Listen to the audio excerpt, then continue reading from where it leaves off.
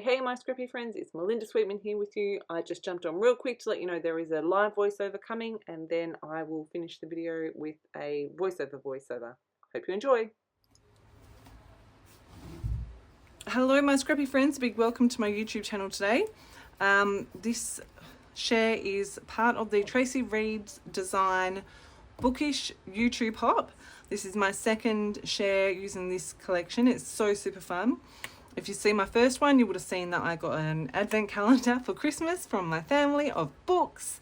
I've never been so excited about doing a mini album in my life, so that's what I'm doing here. I printed everything before I came up with an idea of exactly how I was going to do my album. So it's kind of a work in progress, but since I printed everything, I've come up with an idea. I was lucky enough to attend a class last month by Minte, and we made this album. But I'm going to use the same technique that we did to make that album to make this album.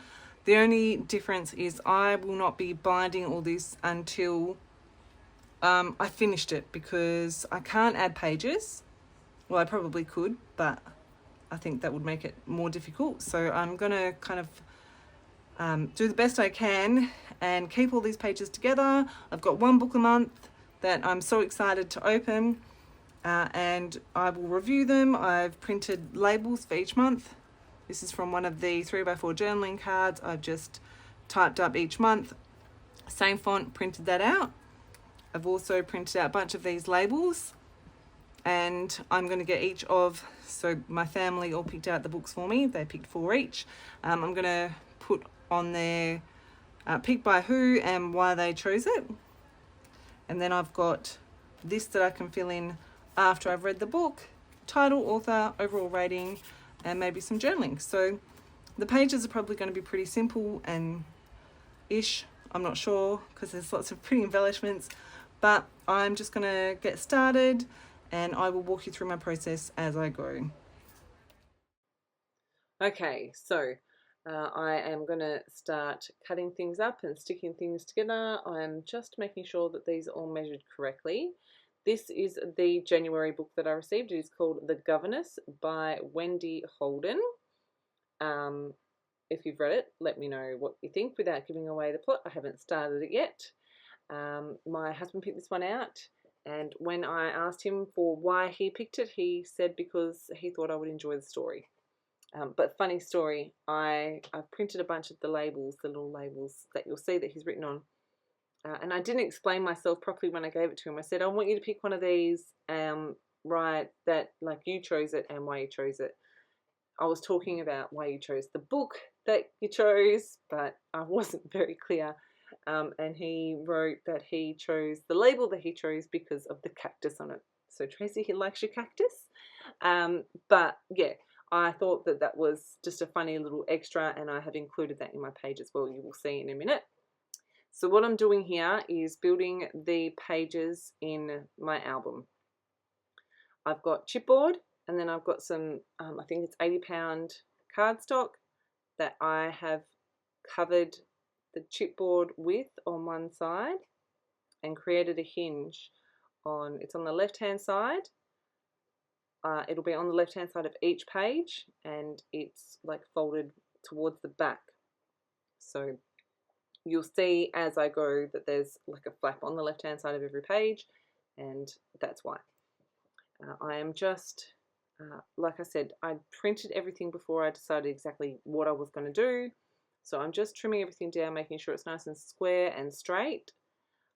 And when I played with this book cover design, I couldn't work out how I could get it all to, like, I wanted it to take up the whole page.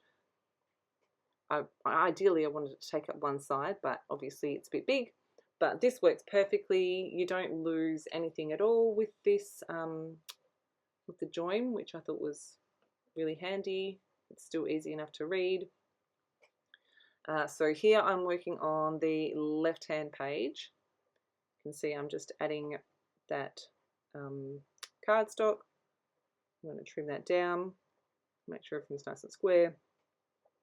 And then I'm going to attach the photo, so the other part of that photo, to the right hand edge of this page. So this is the spine where I'm going to attach it to the spine. I'm just reinforcing that fold, making sure it's really well folded. And so that where the paper is with that fold is the front. So I'm working on the back. I'm just going to stick down this photo, and then I'm going to stick, I've decided to use that floral pattern that's next to it there. Make sure that's all lining up properly. I'm like, yep, that's good. And then I'm going to stick this down and trim off the excess. Now I have decided that I want to include stitching in this album, and I realized after I did this page that any stitching I'm probably going to have to do before I stick things into the album, which is okay. I just need to be aware of that.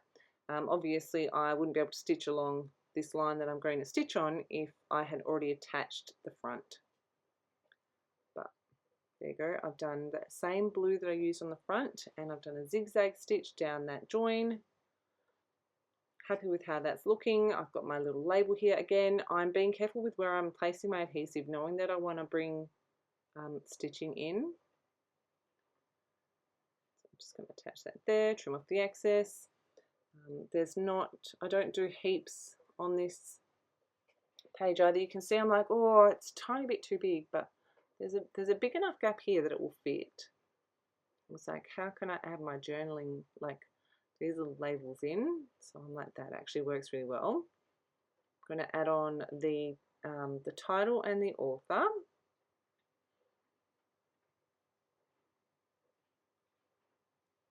And that is ready to go. Obviously I can't do a review if I have not read the book. I did disappear to find a little envelope that I could use. I found that little one, and I'm going to stick that behind. I'm sorry I'm a little bit off camera. I've got to get used to where is in screen on this mat. Sorry. Hopefully I'll get it right for the next video. These are little bits and pieces that I have printed already. You'll notice that I haven't got any of like the florals or anything because I haven't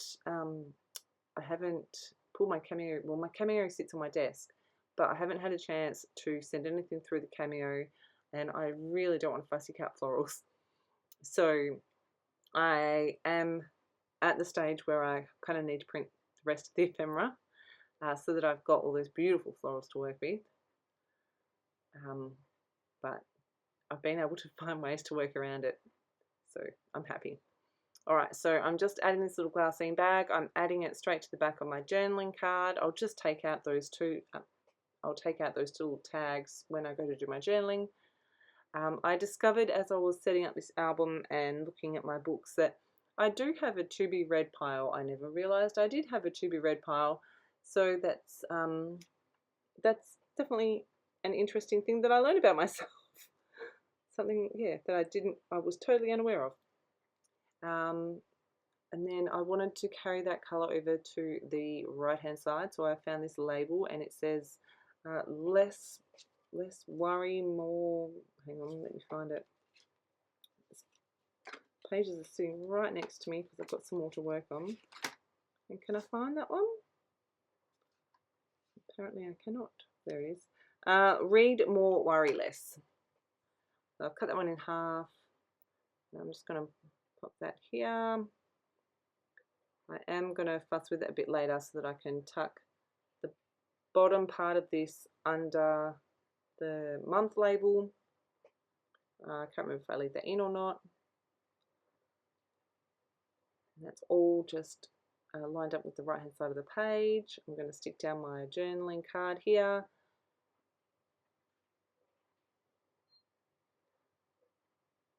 I don't know why I'm using double-sided tape and not my ATG, but apparently that's what I'm doing at the moment, so we'll just roll with that.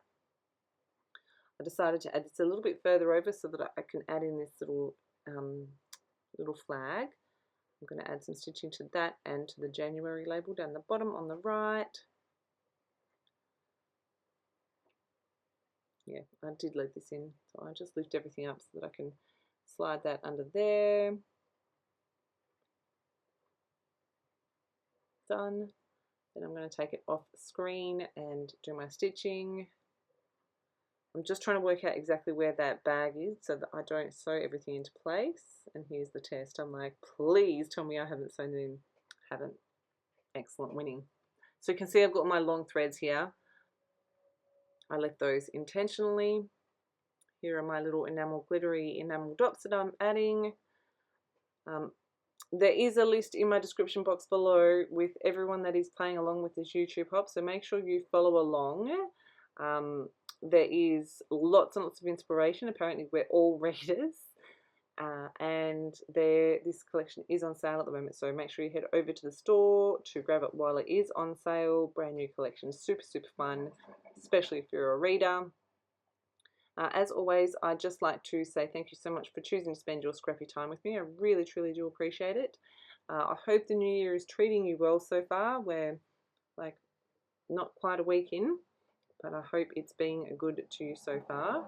If you have any questions, please make sure you drop them below. Otherwise, feel free to just drop a friendly note and say hi.